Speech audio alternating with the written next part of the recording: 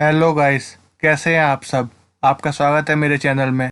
आज की चर्चा हम बाजार के हाल से शुरू करेंगे और मैं आपको आखिर में एक ऐसा शेयर बताऊंगा जो अभी ओवरसोल्ड जोन में है, जो काफ़ी गिर गया है और उसे हम अभी से बाय करके चल सकते हैं और शॉर्ट टर्म में अच्छे रिटर्न्स देगा। उसके लिए आपको मेरा वीडियो एंड तक देखना पड़ेगा और तब तक चैनल को सब्सक्राइब कर देना और नोटिफिकेशन बेल आइकन को भी दबा देना, जिससे आपको मेरी सारी लेटेस्ट वीडियो की अपडेट मिलती रहे।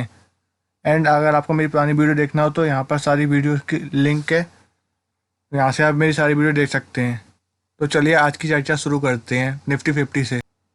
अब जैसा कि आपको स्क्रीन पे दिख रहा है, निफ्टी 50 की कल क्लोजिंग 14,146 पे हुई थी एंड फिर इसने गैप अप ओपनिंग की 14,253 पे। उसके बाद ये थोड़ा गिरा और उसी रेंज में और गिरता रहा, उसी रेंज में फिर घूमा एंड लास्ट में इसने गिर के 14,137 पे क्लोजिंग दी आज की, -8.90 पॉइंट्स गिर के, मतलब कि -0.06% रेड में। चलिए अब बात करते हैं निफ्टी 50 के 50 शेयर की। उनने कैसी मूवमेंट दिखाई थी। उसमें सबसे ऊपर है टाटा स्टील लिमिटेड, जिसने 5.67% की तेज़ी दिखाई थी आज। उसके बाद आता है हिंडाल्को लिमिटेड, उसने 5.31% की तेज़ी दिखाई थी। एंड फिर थर्ड नंबर पे भारतीय एयरटेल लिमिटेड, जिसने 3.75% की तेज़ी दिखाई थी। एंड सबसे ज़्यादा गिरने वाले शेयर में थे टाइटन कंपनी लिमिटेड, जिसने -2.03% की गिरावट दिखाई थी। उसके बाद गिरा नेस्ले इंडिया लिमिटेड, जिसने 2% गिरावट दिखाई थी। उसके बाद था HDFC लाइफ इंश्योरेंस, जिसने -1.98% की गिरावट दिखाई थी। आज भी मार्केट में रिलायंस का चला था। रिलायंस जैसे ऊपर गया था तो मार्केट भी थोड़ा ऊपर गई, उसके बाद रिलायंस गिरा तो मार्केट भी गिरी। चलिए अब बात करते हैं निफ्टी बैंक की। निफ्टी बैंक की कल क्लोजिंग थी 31,797 और फिर आज ने गैप अप ओपनिंग की 32,129 पर। उसके बाद ये खुलते ही धड़ाम से गिरा। उसके बाद ये उसी रेंज में थोड़ी देर घूमा और फिर लास्ट टाइम पे जाके इसने पॉजिटिव में क्लोजिंग की 0.50% बढ़ के 31,956 पे, मतलब कि 158 पॉइंट बढ़ा आज।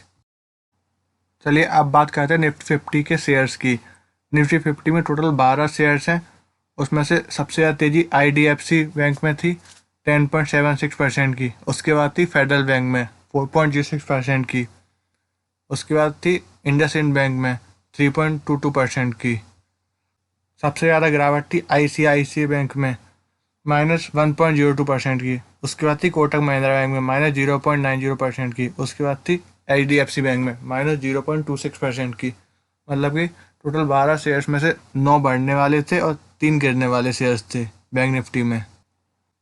अब जैसा कि स्क्रीन पर दिख रहा है, FII ने नेट 382 करोड़ की खरीदारी की है और DII ने नेट 989.5 करोड़ की बिकवाली की थी आज।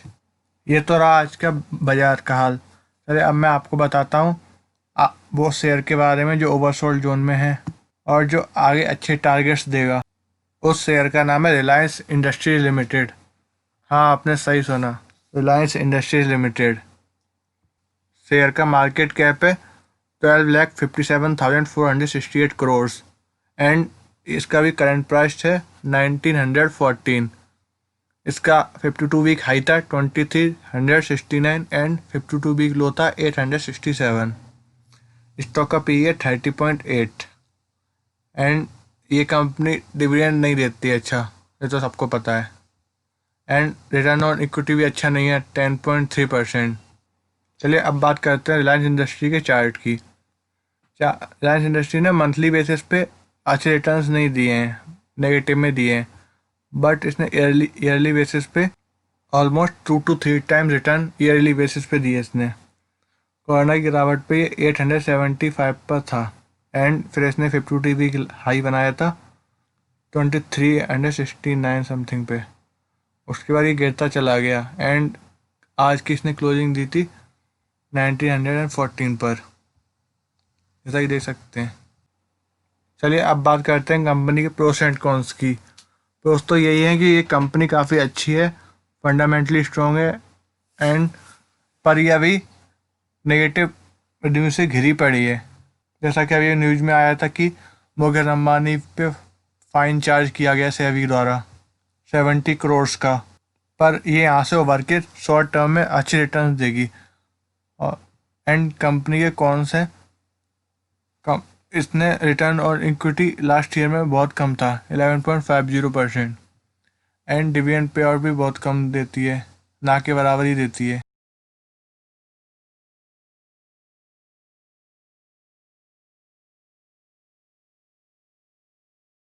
चलिए अब बात करते हैं कंपनी क्वार्टरली रिजल्ट कैसे रहे थे सितंबर 2020 में। जैसा कि अब आप स्क्रीन पे देख सकते हैं, कंपनी की सेल्स 88,253 थी जून 2020 में। उसके बाद इसने इंक्रीज किया, इसकी सेल्स हो गई 111,236।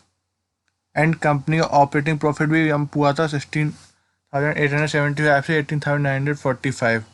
एंड प्रॉफिट बिफोर टैक्स भी टैक्स डिक्रीज हुआ था 13,508 से 10,589।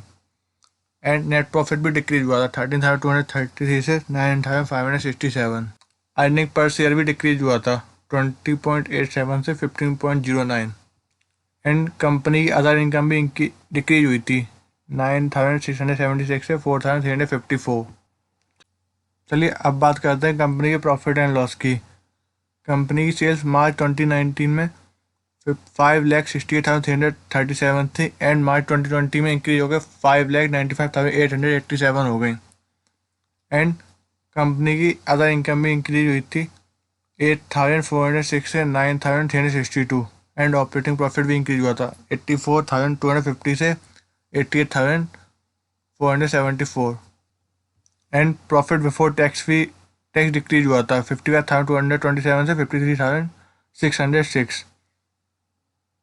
एंड नेट प्रॉफिट भी डिक्रीज हुआ 39,588 से 13,354। एंड अर्निंग पर शेयर भी डिक्रीज हुआ 58.55 से 58.20। एंड जैसा कि उसका असर अपन को ग्राफ पर भी दिखाई दिया था, बट ये कंपनी के पास पहले काफ़ी पॉजिटिव न्यूज आई थी, इसकी वजह से ये रैली कंटिन्यू रही थी काफ़ी लॉन्ग तक। पर उसके बाद नेगेटिव न्यूज़ की वजह से ये गिरना चालू हुआ और अभी तक नहीं संभल पाया। चलिए अब बात करते हैं कंपनी की बैलेंस शीट की। कंपनी का रिजर्व सितंबर 2020 में 6,06,977 थे। एंड बोरोइंग्स भी ज़्यादा थी 2,55,241। पर ये बड़ी कंपनी है तो इसके लिए इतना ज़्यादा नहीं है।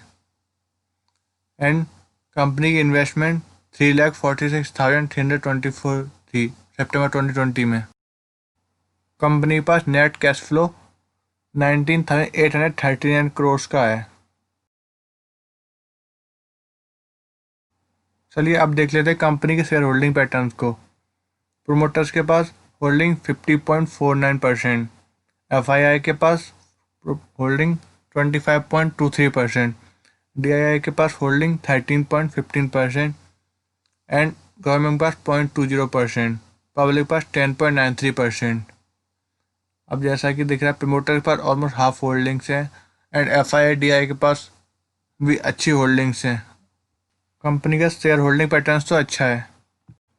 चलिए अब बात कर लेते हैं आज कैसे वॉल्यूम ट्रेड हुए।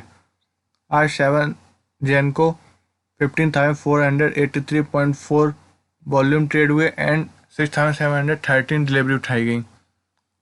जैसा कि यहाँ दिख रहा है प्राइस चेंज 0.2% हुआ था नेगेटिव में। एंड डिलीवरी में बढ़त हुई थी 41.9 से 43.4% डिलीवरी में राइजिंग हुई थी। पर फिर भी आज का प्राइस गिरा है। चलिए अब देख लेते हैं कंपनी के टेक्निकल्स को। अब जैसा कि स्क्रीन पर दिख रहा है RSI 36.7 है जो कि ओवरसोल्ड जोन में है। एंड MACD चार्ट पे अभी बियरिश इंडिकेटर शो कर रहा है। यहाँ से आप इसे 2000 का लेवल पहले ब्रेक हो जाने दें, उसके बाद बाय करके चलें। अभी से इसे बाय ना करें। चलिए अब बात करते हैं इसके पास्ट के रिटर्न्स की। इसने लास्ट 1 वीक में 3.73% नेगेटिव में रिटर्न्स दिए, मतलब -74 पॉइंट गिर कर। एंड लास्ट 1 मंथ में -2.40% रिटर्न, मतलब 47 पॉइंट गिरा। एंड लास्ट 3 मंथ्स में 15.34% गिरा, मतलब कि -346.35। एंड लास्ट 6 मंथ में इसने पॉजिटिव रिटर्न दिए 4.81%। एंड लास्ट 1 ईयर में इसने पॉजिटिव रिटर्न दिए, जैसा बताया था मैंने, 25.35%। मैंने आपको बताया था 2300 के हिसाब से, पर अभी ये गिर चुका है ना, इसलिए कम रिटर्न यहाँ शो हो रहे हैं। लास्ट 3 ईयर में इसने 107% रिटर्न दिए। एंड लास्ट 5 ईयर में 277% रिटर्न, मतलब कि 1404 पॉइंट बढ़ के। लास्ट 10 ईयर में 258% रिटर्न, मतलब कि 1378 पॉइंट्स बढ़कर। एंड इसका 52 वीक लो 875.6 था, वहाँ से इसने 118.26% का रिटर्न दिए। एंड 52 वीक लो इसने भी 23 मार्च को ही बनाया था। एंड 52 वीक हाई बनाया 16 सितंबर को। उसके बाद से गिरा, फिर चढ़ा थोड़ा, फिर गिरा, उसके बाद गिरता चला गया। अभी तक ये रिकवर नहीं हो पाया। इसे मैं तो कहूँगा इसे थोड़ा वेट करें, थोड़ा वेट के बाद इसे 200 का लेवल ब्रेक होने के बाद इसे लें, फिर ये अच्छी रिटर्न देगा। अभी इसे और गिरने दें थोड़ा। अगर अभी इस प्राइस में फंस गए तो टाइम ज़्यादा ख़राब हो जाएगा, इसलिए अभी और बढ़ने वाले और दूसरे शेयर्स लें जो मैंने और भी पहले वीडियो में बता रखे हैं। इसे वैसे अभी अपने ट्रैक में डाल रखें, वॉच लिस्ट में।